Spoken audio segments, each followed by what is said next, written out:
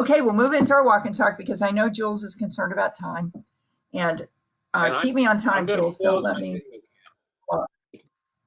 Okay. All righty. So everyone can see this, yes?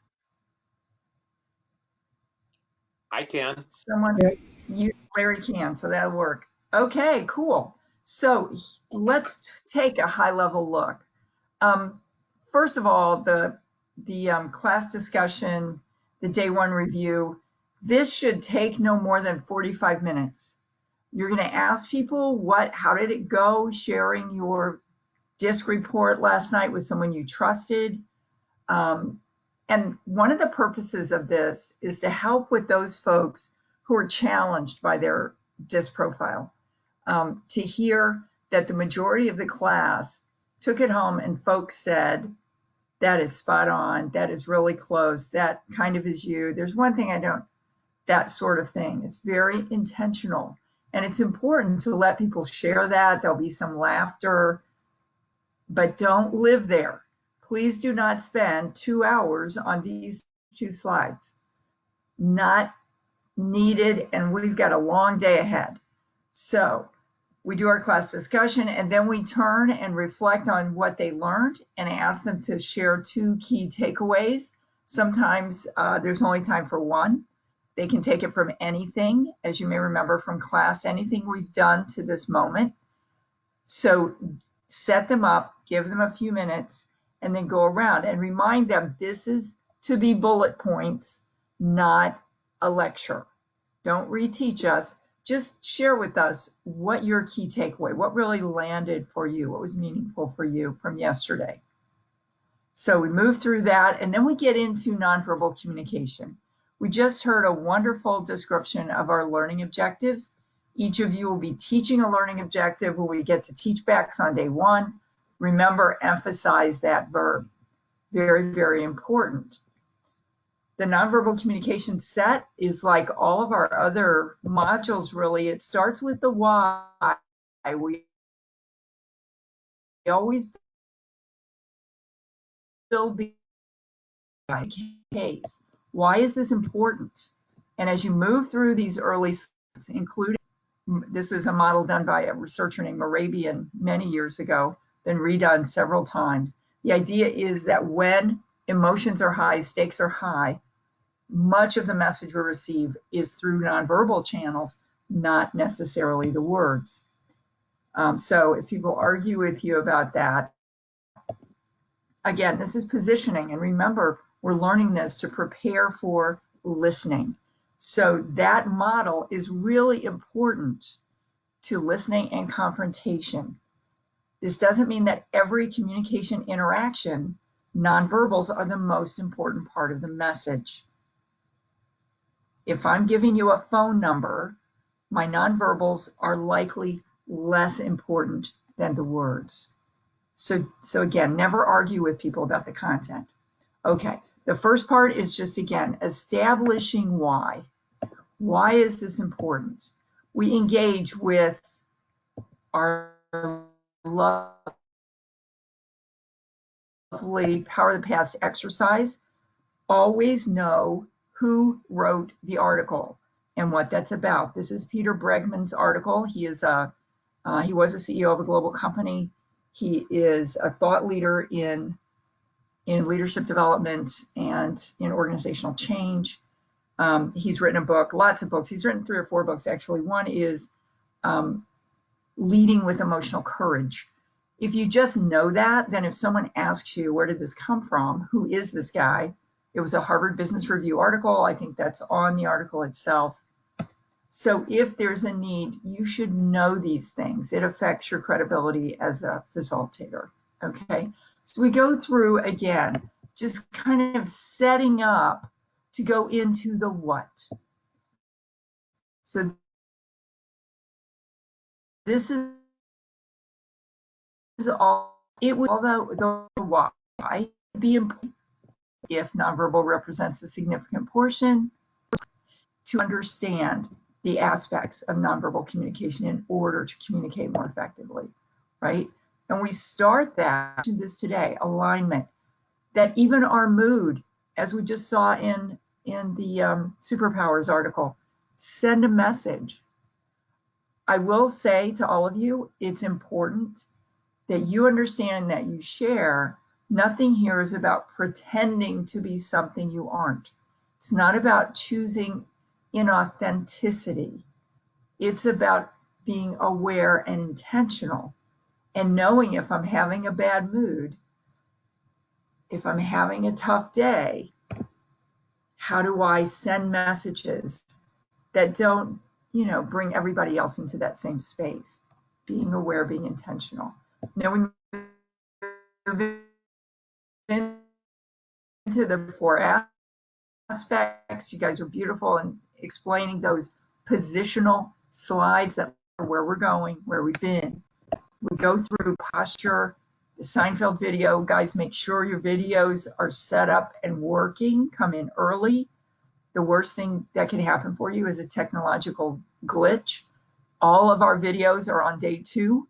You have the Seinfeld video, and then you have the 2 videos in listening. So just make sure that your video and your technology are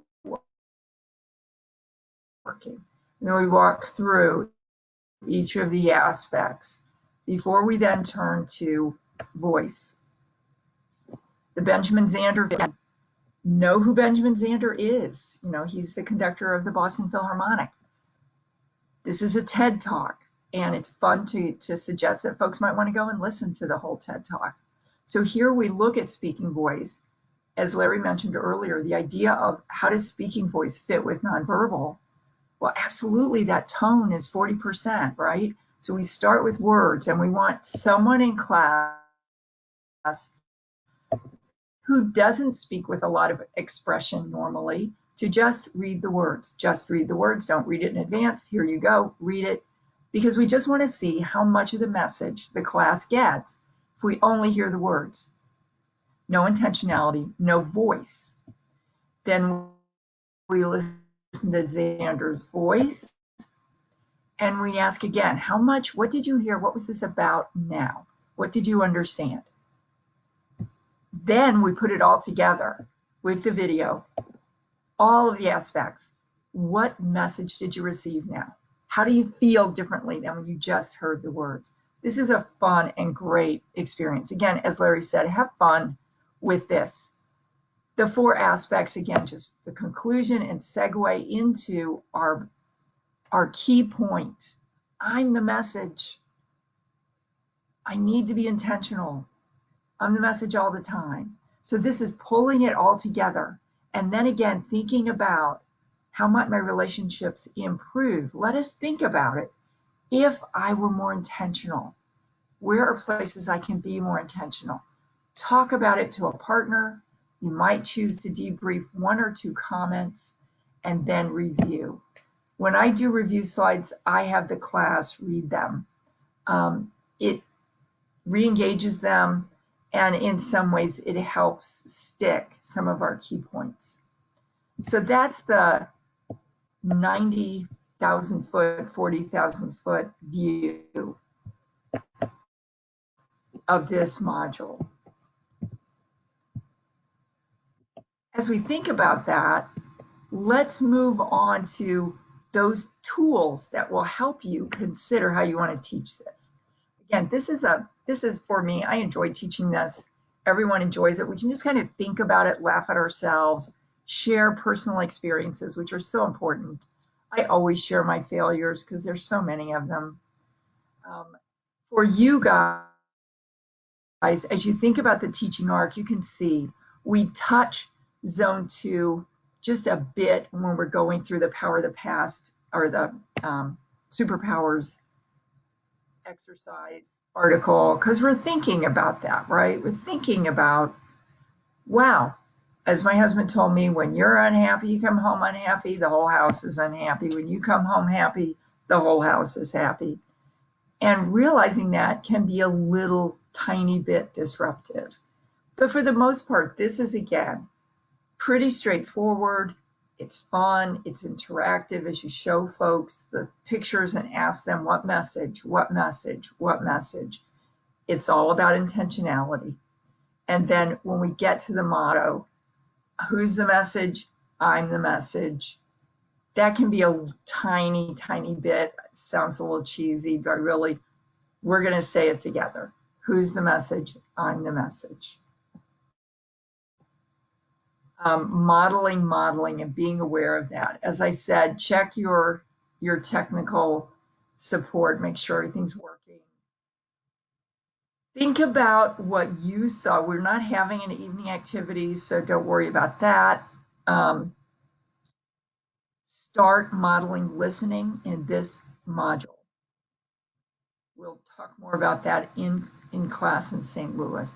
And you know, guys, always, if you review the exercise the night before, you're going to be so much better at facilitating it, whatever exercise that is. Don't overteach. You know, this is a lot about us sharing our own stories, kind of having fun with this, thinking of bosses that irritated us, and people we've irritated with our nonverbals, things we've learned. So, you know, position them, and this goes back to the review. This slide just kind of says to you how you might talk to your folks as you introduce, think about something that's a key takeaway, okay? Again, this is just for your help as people are writing. Now, I will say there are folks who, when they facilitate and ask someone to think about something and write it down, they talk all the way through while people are trying to consider and reflect and write. Please don't do that. I know some of you like to chat and silence makes you uncomfortable. I have a lot of C. I really need people to not talk so that I can think. And I think probably there are folks in your class that'll be the same way. These are just for you to consider helping folks uncover, but please don't just read through and say things like this all the way. Give them a couple of minutes to think. As I mentioned earlier in the teach backs, realize these linkages are intentional. Who's the message? I'm the message is all the way through the course. Leverage that. Remember what we said in nonverbal, who's the message? I'm the message. You're going to be saying this all the way the rest of the time too.